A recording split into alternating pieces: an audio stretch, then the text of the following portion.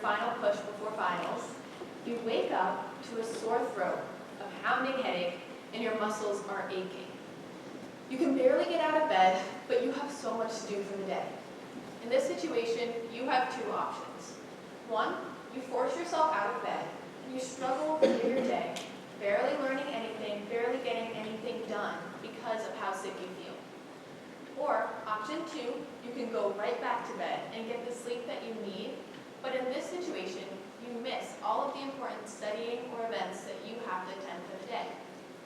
Both options are terrible. I think we can all agree. But what if I told you there was something that you could start today to help prevent you from ever making that decision a couple days from now or any time in the future? It could be something as simple as a drizzle of honey. 2 years ago, I conducted a research experiment studying the antibacterial properties of Manuka honey. And after seeing its germ-fighting power firsthand, I've incorporated Manuka honey into my own daily diet.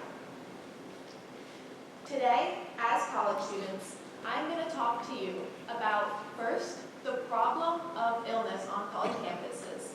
Second, why illness is so prevalent on college campuses. And third, how Manuka honey can be your solution. I'm here to persuade each of you to incorporate 1 to 2 tablespoons of Manuka honey into your daily diet to help prevent you from getting sick this winter. First, we're going to take a look into the problem I'm sure we have all heard. I know I, coming to college, was told it's inevitable, you're going to get sick. But let's take a look into the numbers of this problem. According to Yang, a researcher at a Chinese university in 2021, people living in college dorms or apartments were infected with upper respiratory illness at a rate of 46 to 50% higher than those living in normal homes. More specifically, the leading cause for illness, according to Health Center data, as reported by Grassgreen, a student affairs reporter in 2012, was upper respiratory illness caused by a bacteria or a virus. And the worst part of this all is that these high rates of sickness on college campuses only get worse in the winter. According to Dr. Nickel, a doctor of internal medicine in 2024, from the months of November through April, 91% of students reported having at least one upper respiratory illness. This led to a total of 6,023 days in bed, 4,263 days of missed class, 3,175 days of missed work, all for a grand total of 45,219 days of sickness among her cohort of just 3,000 students. So, with this problem being so prevalent on college campuses, let's learn why this happens. According to physicians at Northwestern Medicine in 2024, a well-respected medical institution, winter months mean more people get sick because we are spending more time indoors. According to these physicians, quote, limiting sun exposure can cause vitamin D levels to plunge, and low levels of vitamin D are linked to influenza A and a weakened immune system. So, because we are spending more time inside, our immune systems are suffering. Next, according to EM Labs, a company that studies indoor air quality across the United States, their study in 2024 showed that the average women's dorm room had over 1.5 million colony-forming units of bacteria per square inch. And for men, it doesn't get any better. The average men's dorm room had over 6 million colony-forming units of bacteria per square inch. So not only are we spending more time inside because of our weakened immune systems, we are living in germ-infested spaces. Furthermore, for those of us not living in college dorms or apartments, we're not safe from the problem either. According to Dr. Zivich, a researcher at UNC Chapel Hill in 2020, he found that 88% of students reported attending class while symptomatic if an exam or an assignment was due.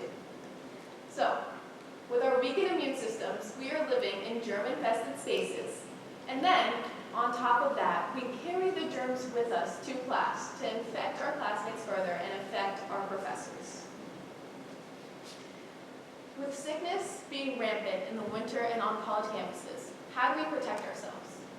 This is where Manuka honey can come in. Manuka honey, for those of you who don't know, is a specific honey found from a bush in New Zealand and Australia. It has been found to have specific antibacterial and antiviral properties. According to Montanbe in 2014, a researcher of a peer-reviewed journal, Manuka honey was found to, quote, effectively inhibit influenza A virus replication, end quote.